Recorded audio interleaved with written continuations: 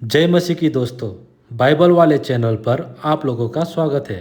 दोस्तों, आज हम लोग 4 आत्मिक नियमों के बारे में जानेंगे। आप लोगों में से बहुत सारे लोगों ने इसे पढ़ा या सुना होगा। अगर किसी ने ये पढ़ा है या सुना है तो नीचे कमेंट करके जरूर बताइए। ज्यादातर इस नियमों का इस्तेमाल सुसमाचार करते वक्त प्रचारक खूब इस्तेमाल करते हैं, लेकिन मेरा यह मानना है कि यह केवल सुसमाचार के प्रचार तक ही नहीं बल्कि हमारे विश्वासी जीवन पे भी लागू होता है। तो आइए हम शुरू करते हैं। दोस्तों, बाइबल पर लिखा हुआ है कि परमेश्वर हमें बहुत ही प्रेम करते हैं और उनके पास हमारे जीवन के लिए बहुत ही सुंदर योजनाएं हैं। तो सवाल यह है कि अगर परमेश्वर के पास हमारे जीवन के लिए सुंदर योजनाएं हैं तो हम उस योजनाओं को अपने जीवन पर महसूस क्यों नहीं कर पाते? इसका उत्तर भी बाइबल पर लिखा हुआ है। उत्पत्ति में हम देख सकते हैं कि परमेश्वर ने हमें अपने स्वरूप पे बनाया ताकि हम परमेश्वर के साथ संगति कर सके, लेकिन मनुष्य ने परमेश्वर की आज्ञाओं को नहीं माना और वो परमेश्वर की उपस्थिति से दूर हो गए। इसी उपस्थिति को वापस पाने के लिए हम मनुष्य विभिन्न प्रकार से कोशिशें करते रहते हैं, लेकिन फिर भी हम अपने जीवन पर परमेश्वर की शांति, परमेश्वर की आशीषों को अनुभव नहीं करते।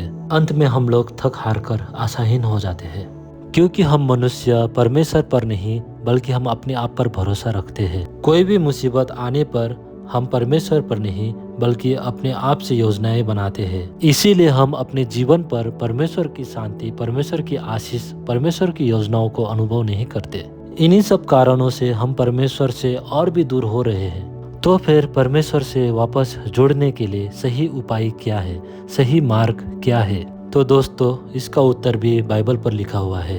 यूहन्ना 14:6 यीशु ने कहा, मार्ग, सत्य और जीवन मैं ही हूँ। यूहन्ना 3:16 क्योंकि परमेश्वर ने जगत से ऐसा प्रेम रखा कि उसने अपना एकलौता पुत्र दे दिया ताकि जो कोई उस पर विश्वास रखे वह नष्ट ना हो परंतु अनंत जीवन पाए।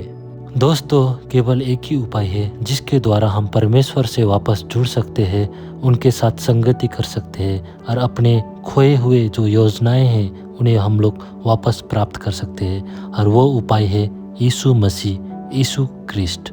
हम अपने स्क्रीन पर इन 2 तस्वीरों को देख सकते हैं। इन 2 तस्वीरों में 2 अलग अलग जीवनों को दर्शाया गया है। यह सर्कल हमारे जीवन को दर्शाती है और यह कुर्सी हमें दर्शाती है।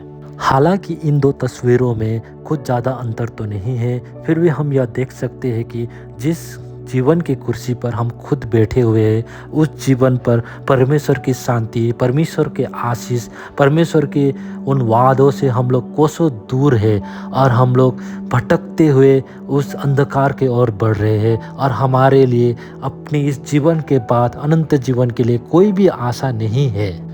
लेकिन दोस्तों, हम इस दूसरे तस्वीर पे देख सकते हैं कि इस जीवन की कुर्सी पे हमने यीशु मसीह को जगा दिया है। तो इस जीवन में हमारे पास भले ही बहुत सारे इस दुनिया के रंगीन संगीन चीज़ें नहीं होंगे, फिर भी हमारे इस जीवन पे, हमारे हृदय पे अनंत शांति है। जो शांति परमेश्वर ने हमें वादा किया था वो शांति से हमारे जीवन पे भरा हुआ है। और सबसे बड़ी चीज़, हमारे पास आशा है कि हम मरने के बाद भी परमेश्वर में अनंत के लिए उस स्वर्ग पे राज करेंगे।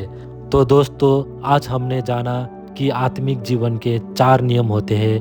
पहला नियम यह कि परमेश्वर हमें प्रेम करते हैं और उनके पास हमारे जीवन के लिए बहुत ही सुंदर योजनाएं हैं। दूसरा नियम, जब उत्पत्ति में मनुष्य ने परमेश्वर की आज्ञा नहीं मानी, उसने पाप किया, तो इसी वजह से मनुष्य परमेश्वर की योजना और परमेश्वर की संगति से वह दूर हो गया।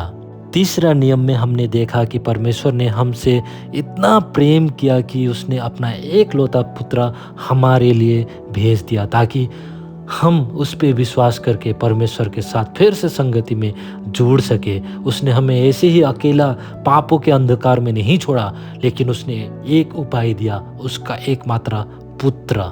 और चौथे और आखिरी नियम में हमने देखा वो चित्र के माध्यम से, जिस जीवन पे सब कुछ है लेकिन उस जीवन की कुर्सी पे हम खुद स्वयं बैठे हुए, तो वो जीवन अंधकार में है। लेकिन वह एक जीवन जहाँ पे हमने अपने कुर्सी पे मसीहा को रखा है, वो जीवन अनंत तक सुरक्षित है। क्योंकि दोस्तों, यूहन्ना 1:12 में ऐसा लिखा गया है कि परंतु जितनों ने उसे ग्रहण किया, उसे मतलब परमेश्वर यीशु क्रिस्त को ग्रहण किया, उसने उसे परमेश्वर का संतान होने का अधिकार दिया। दोस्तों, मैं आपको इनवाइट करना चाहता हूँ, अगर आपने अभी तक मसीहा को ग्रहण नहीं किया तो आप अपने हृदय पे हाथ रख के आप बोलिए कि मसीह मेरे जीवन को संभाल, मेरे जीवन को संभाल। तो सच में दोस्तों, आज से और अभी से मसीह आपके जीवन को संभालेगा और वो अपने कामों को आपके जीवन पर प्रकट करेगा। दोस्तों, हम मसीह में होकर भी अक्सर मैंने देखा है कि जब भी कोई हमारे जीवन पे मुसीबत आता है तो हम लोग तुरंत परमेश्वर को नहीं पुकारते हैं। हम लोग अपनी योजनाएं बनाते हैं, हम लोग अपनी कोशिशें करते हैं और अंत में जाके परमेश्वर से प्रार्थना करते हैं। लेकिन दोस्तों, हमें ऐसा नहीं करना है। चाहे कुछ भी हो, हमें सर्वप्रथम परमेश्वर के पास जाना है। हर घड़ी अपनी जीवन का परमेश्वर के साथ बिताना है, तो निश्चय ही वो अपने वादों को हमारे जीवन पर जरूर पूर्ण करेगा। अगर आपको इस वीडियो के द्वारा आशीष मिला है तो दोस्तों, आप इस वीडियो को दूसरे को भी शेयर करिए और परमेश्वर के राज्य को बढ़ाने के लिए मदद करें। फिर मिलते हैं दूसरे नए वीडियो पर। खुदा आपके साथ रहे। जय मसीह की।